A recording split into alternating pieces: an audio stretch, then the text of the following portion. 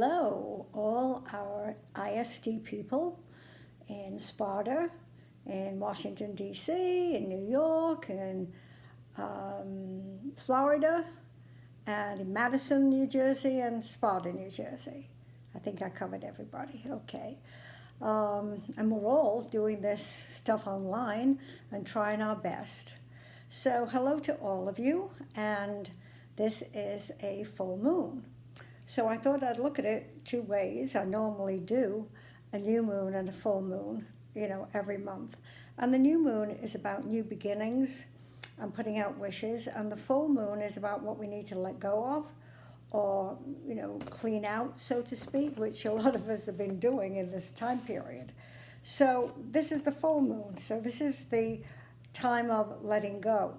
And so we want to look at what specifically is this full moon telling us to let go of.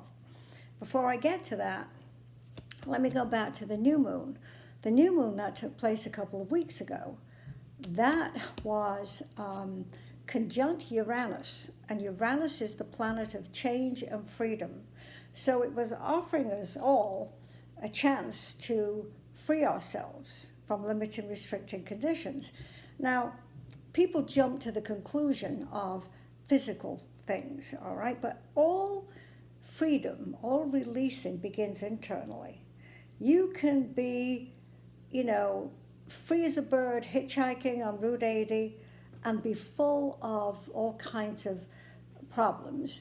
And you could be in a jail cell and you can meditate and you can be free. So it all begins inside. And so if we're focusing on outside and what is, this is confining me and it's the virus, it's the laws, it's whatever. Okay, it's a shame when we do that because we're wasting the incredible energy that the universe is giving us. When I wrote my book, and I did those CDs a number of years ago, about the planets line up and send this energy to the earth. We receive it positively or negatively. Those planets don't know us from Adam. They're not out to get us. They're just beaming their energy. So we have to look at these energies and take from them what is valuable for us. So having said that, looking at this full moon that's taking place, first of all, I put them in the gates in human design, and then I go to the Sabian symbol, which is a specific symbol for that degree. So the gate that the sun is in, gate 2, is receptivity and guidance. Now let me just make sure that I have 17 Taurus, yes. So it's receptivity and guidance. But in that gate, there's 7 degrees, 6 point something degrees. So within that receptivity and guidance, and this is a full moon about releasing and letting go, then I have to come to the Sabian symbol of that degree. And the Sabian symbol is the battle between the swords and torches. And how it reads, it says, this symbol shows a battle between the forces of good and the forces of evil. Well, it really isn't quite that strong, but although we all have our own idea of right and wrong, this symbol shows a desire to go head to head with something. All right, and often what we do with something like this, what it's offering us is to see the corruption around us and to be enlightened and witness how we're reacting to that in our lives. It goes on to say might versus light. So are you going to demand and the power and what have you, or are you going to realize and let go and not buy into the command type thing? It's it warns of a caution of controlling those around you with rational force instead of insight. And rational force, oh boy, we can rationalize that. Well, Kathy, look at this and what have you. Well, if you do that, you're going to miss what you can do for yourself in your own life. So it's the inner knowing, not the force. So then we go across to the other side, and that is gate 1 that the moon is in, and that is creativity. So we look at that and see what the Sabian symbol is for that, because that's 17 degrees Scorpio. So the gate itself is creative, just that, creativity, okay? So then the next question is, okay, within that creativity, if this is a full moon, and I'm supposed to listen to my intuition, then I have to be creative about what I'm letting go of, all right? The underlying theme, where are we now, is there is, you ready for this? No one to blame. The blame game keeps you trapped, okay? Many that know me and have, attended services and heard some of my homilies, I'm always saying, making a joke out of it, that I look in the mirror and I say, Kathy, you must have been drunk when you created this reality. What were you thinking? And why I say it is, if I created it, I can change it. But if I go into the blame game, then I'm a victim and I have no power to control. So the idea is, you don't have to figure out why you're in any given position or experiencing something. It can be something in your early environment, it could be something in a past life, it could be anything. But it's the time to let go whatever is holding you back. And you can do it creatively and intuitively. That is the pattern here. So it says here that this particular degree, the 17 degrees Scorpio, is a self-made person, okay? So they're a self-made person using their creativity, all right?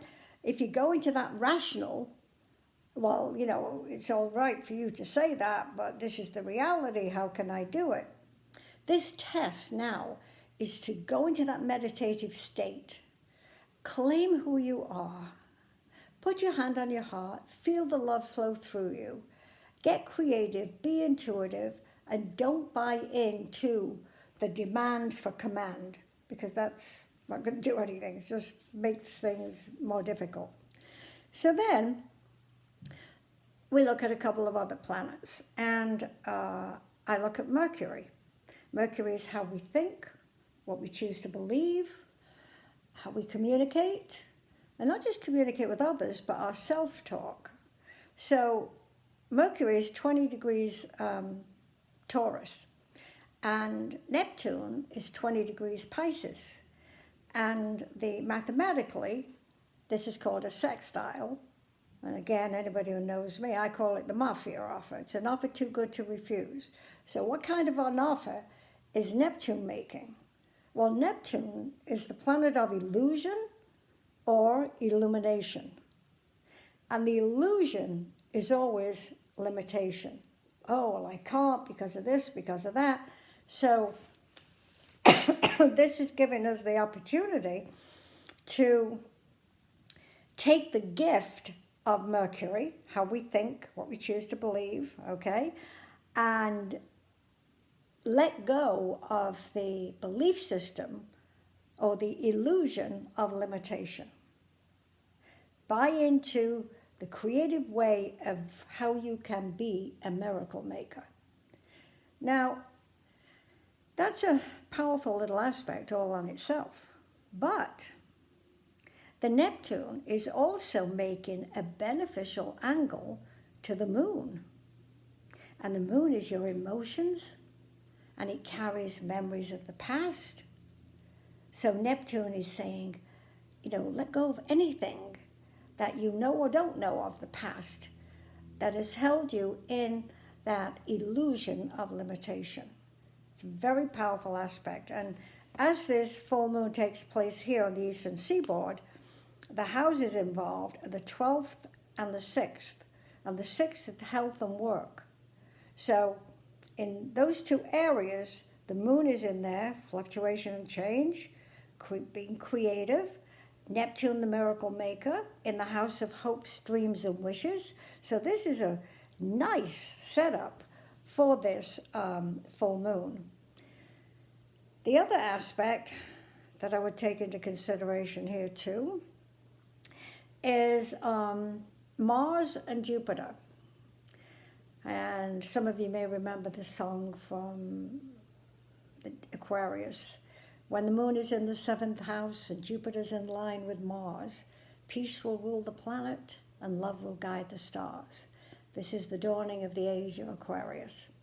Well, in this full moon chart, Jupiter is 27 degrees Capricorn, and it's in a parallel to Mars at 26 degrees Aquarius. So this is offering us that kind of energy, all right? Mars is the planet of courage, energy, and action, and Jupiter is the great benefactor, faith, optimism, and abundance. So as I look at all of this and look at the different pieces here, if you just take one thing from it, just one thing, and that is the Sabian symbols of the sun and the moon. All the other stuff I talked about is very nice, very supportive and everything, but these two symbols, 17 Scorpio and 17 Taurus, that's the full moon, they're in opposition. So the sun is the battle between the swords and the torches. The battle between, well, this is how it's done and I'm in control and blah, blah, blah. And the torches are the light, bringing the light into the situation, seeing it clearly, not buying into the need to have this outside control. And a lot of people are going to say, oh, it's okay for her to say that, but look what's going on, blah, blah, blah. Well, the more you watch the news and the more you follow the media, the more of that you're going to see. But if you bring it into your own consciousness, it's going to give you a problem because you're going to want to control things. And they could be little things like in the family or what have you, and you don't want to go there. You want to go into the positive part, okay? It is, the gate it's in is receptivity and guidance. The inner guidance, never mind this force and battle, that's just going to keep you away from it, okay? And then the moon in Scorpio is no one is to blame. That's a biggie, okay? No one is to blame. And, you know, it is possible that Scorpio individuals can become caught up in the blame and self-recrimination, okay? But the blame doesn't help anything. In fact, it disempowers you.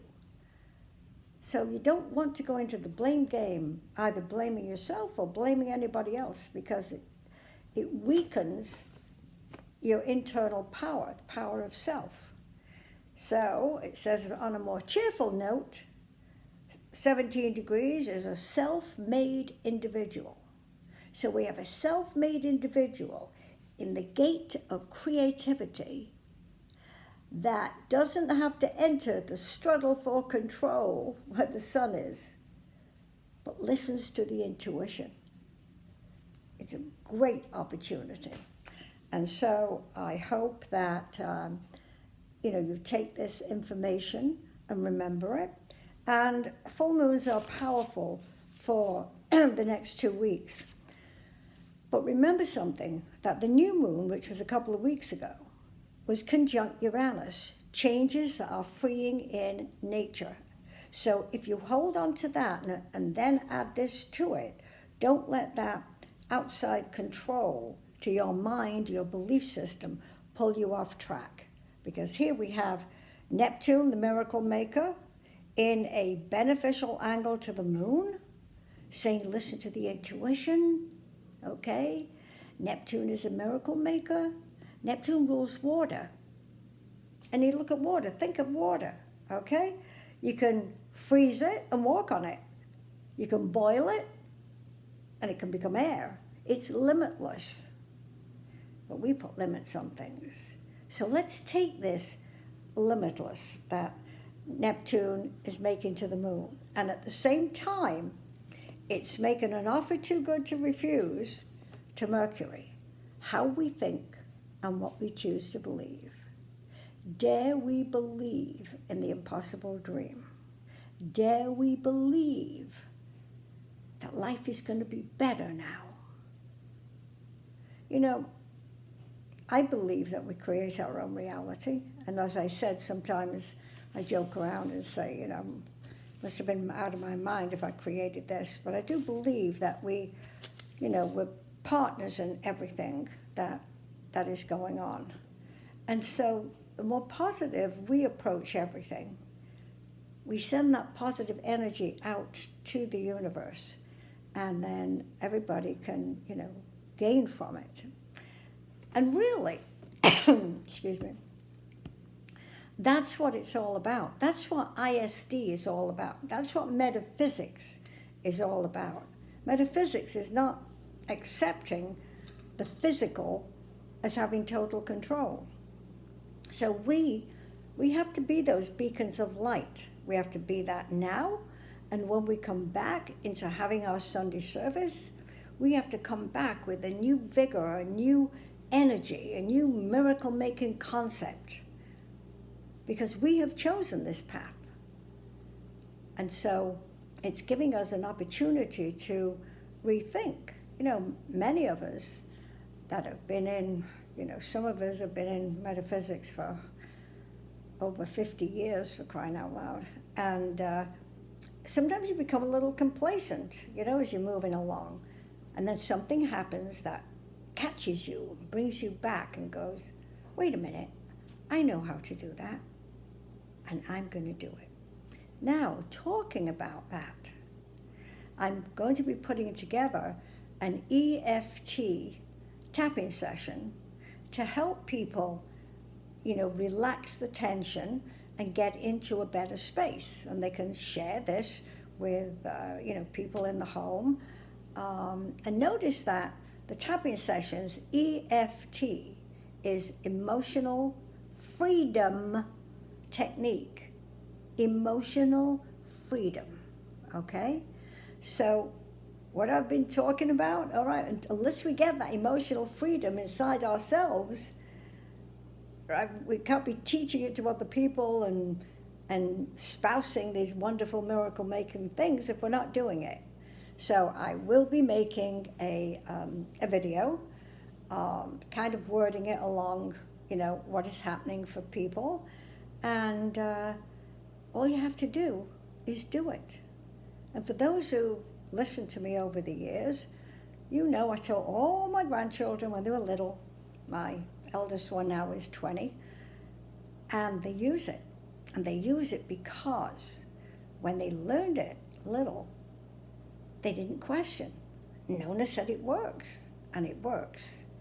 But we, with our wonderful intellect, can find reasons why maybe it won't work. Well, now is your opportunity to let go of that control and that reason. Be the miracle maker. Be the child again. Discover the universe in an entirely new way. And when we come back to our Sunday service, we are going to have some amazing stuff to share with one another. And in the meantime, stay healthy, stay happy. We are obeying the intelligent laws, but we're not looking at them as a problem. We're just doing it. Put the mask on, put the gloves on, do whatever. That's a nothing thing. And people have been doing that in certain work for years and without thinking about it. So don't make this into something bigger than what it is. Blessings. Have a wonderful evening. Remember some of this and apply it. And I will have that EFT session done pretty soon. And it will be on the website. And talking about the website, If you're not on our mailing list, please put yourself on the mailing list so you'll know what's going on. A lot of the things we've not put a price on, but we have a mortgage and all kinds of bills that we have to pay, so we appreciate any kind of donation that you can make. But the first donation has to be the commitment to self, to be healthy, to be happy, to be joyous, and to be that miracle maker. Blessings. Bye.